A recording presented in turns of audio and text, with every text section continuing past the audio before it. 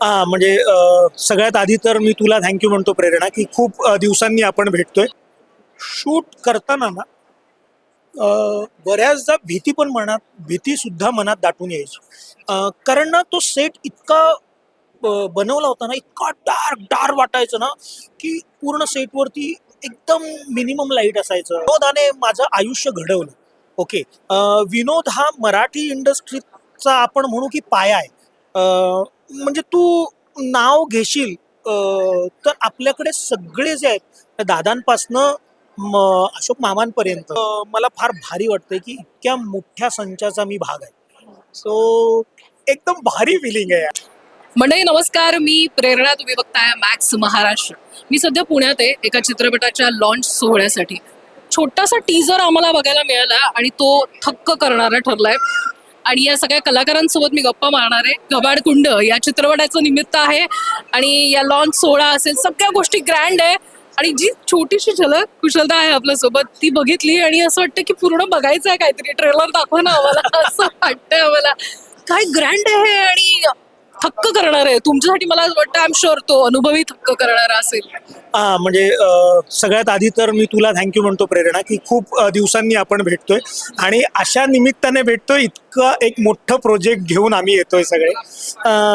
आणि हां, तू म्हणालीस तसं थक्क करून टाकणार आहे सगळं. एवढा भव्य दिव्य सेट, एवढी मोठी कास्ट आणि एक आपण मराठीतलं पहिलं युनिव्हर्स असं म्हणू. की एवढं मोठं विजन घेऊन कोणीतरी प्रोड्युसर आणि डिरेक्टर आपल्या समोर येतोय. सो मला फार भारी वाटतंय की इतक्या मोठ्या संचाचा मी भाग आहे. सो एकदम भारी फिलिंग आहे. कुशलला आम्ही असंख्य विनोदी भूमिकांमध्ये बघितले आहे. गंभीर भूमिका देखील तो अक्षरशः पुरस्कार त्याने पटकावलेले आहेत. याच्यात हॉरर मध्ये करताना काय काय मी थ्रिल होता? अगदी खरं सांगू का, की अगदी खरं सांगतो की शूट करताना ना बऱ्याचदा भीती सुद्धा मनात दाटून यायची. कारण ना तो सेट इतका बनवला होता ना, इतका डार्क डार्क वाटायचं ना, की पूर्ण सेटवरती एकदम मिनिमम लाईट असायचं. मिनिमम लाईटवरती शूट केला गेलाय हा सिनेमा. आणि ना ऍक्च्युली तुला भीती वाटायची, असं वाटायचं की आपण एखाद्या गुहेत चाललोय. जबरदस्त सेट बनवला गेलाय, एकदम त्यामुळे त्या गोष्टीची खूप जास्त भीती वाटायची. आल्यानंतर असं एक सुनं सुनं वाटतं नाही का. सो आम्ही रात्रीचं, मी खरं तर एकटा झोपायचो नाही. मी उगाच आपलं देवाच्या रूममध्ये, देवदत्त नागे देवा म्हणजे, त्याच्या रूममध्ये जा, मॅगी का, जोपर्यंत सूर्याचा प्रकाश दिसत नाही तोपर्यंत झोपायला जायचं नाही. हो, आम्हाला ते किस्से आम्ही ऐकतोय या सगळ्याबद्दल. पण आम्ही कुशल हिंदीतलाही तू इतका उत्तम शो केला या सगळ्यामध्ये. पण आता विनोदी भूमिकांकडे थोडं न जाता काहीतरी आणखीन एक्सपेरिमेंट करावंसं वाटतंय का? कारण आम्हालाही ते बघायला आवडेलच. मला असं वाटतं ना की कुठलाही एक्सपेरिमेंट करण्यासाठी संधी तशी मिळाली पाहिजे. ही संधी मला असं वाटतं वेगळी होती. तर मी वाट बघतोय अशा कुठल्या एखाद्या संधीची. तशी मी एक पटकावली पण आहे. माझा लवकरच एक आणखीन सिनेमा तुमच्या सगळ्यांच्या समोर येईल, ज्यात मी वेगळ्या पद्धतीने दिसेन.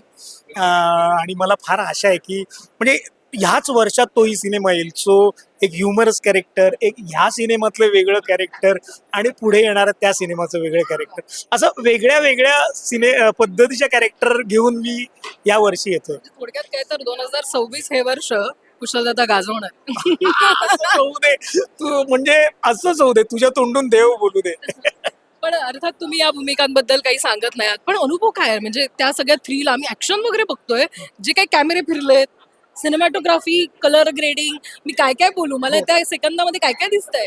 मी म्हणजे फाईट सिक्वेन्स होते आणि खूप हेवी फाईट सिक्वेन्स आहेत. म्हणजे आपल्यापर्यंत आता आपण म्हणायचं झालं तर आपण ज्या 2 सिनेमांची नावं घेतो, की तुम्हाला ॲक्शन बघायला कुठले सिनेमे आवडतात, तर बाहुबली आणि पुष्पा.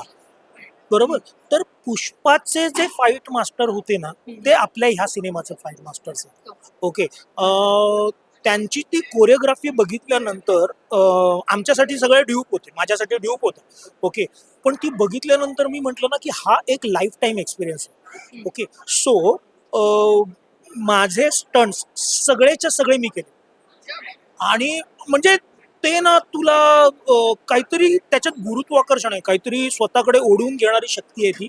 अर्थात 3 दिवस फाईट ऍक्शन इंजुरी वगैरे काही झाली नाही. नाही, इंजुरी नाही झाली, पण 3 दिवसाच्या फाईट ऍक्शन नंतर 2 दिवस कंपल्सरी मला बेड रेस्ट लागली ग.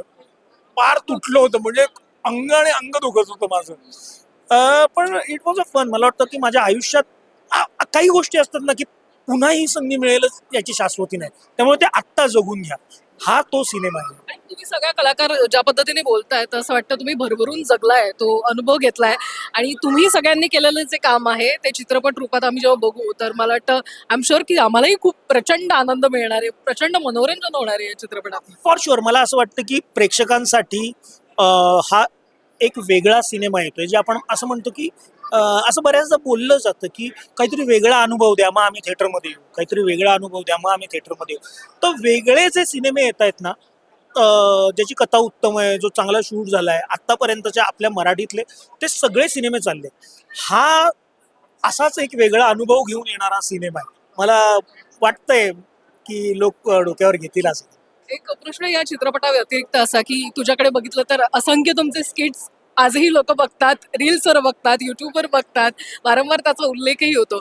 पण एक विनोदी अभिनेता म्हणून तुला काय वाटतं कुशल, ते मनात तुझ्या काय पद्धतीनं प्रभाव आहे जेव्हा तू विनोदी अभिनेता किंवा विनोदी स्किट जे सादर करतो त्याने तुला काय दिलंय माणूस म्हणून असं आहे आणि कलाकार म्हणून? खूप गोष्टी दिल्या ना, म्हणजे विनोदाने माझं आयुष्य घडवलं. ओके. विनोद हा मराठी इंडस्ट्रीचा आपण म्हणू की पाया आहे. म्हणजे तू नाव घेशील तर आपल्याकडे सगळे जे आहेत दादांपासनं अशोक मामांपर्यंत ती जी मांदियाळी आहे कलाकारांची, ती विनोद सादर करून लोकांना, कारण आपल्या आयुष्यात खूप स्ट्रेस आहे ना, आपण सगळेच मिडल क्लास आहोत. सो डेली बेसिसवर आपल्या आयुष्यात खूप स्ट्रेस आहे, तर ती हसवणारी माणसं हवीत ना. ह्या विनोदाने मला माझं घर दिलं, माझा संसार दिला, माझी गाडी दिली मला.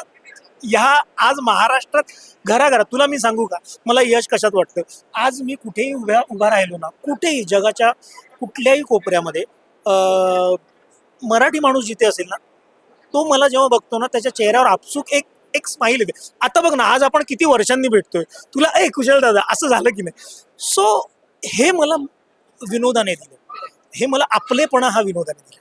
किती छान, मला खूप छान वाटलं. खूप काळाने आपण भेटलो, बोललो, निमित्तही खूप खास झालं कारण हा चित्रपट येतोय तर त्यासाठी खूप खूप शुभेच्छा कुशल तुला. Thank you so much. आणि मला फार छान वाटलं तुला भेटून यार, जबरदस्त. प्लीज आमचा सिनेमा बघा, 19 जूनला येतोय, Gabad Kund. Thank you so much. Thank you यार.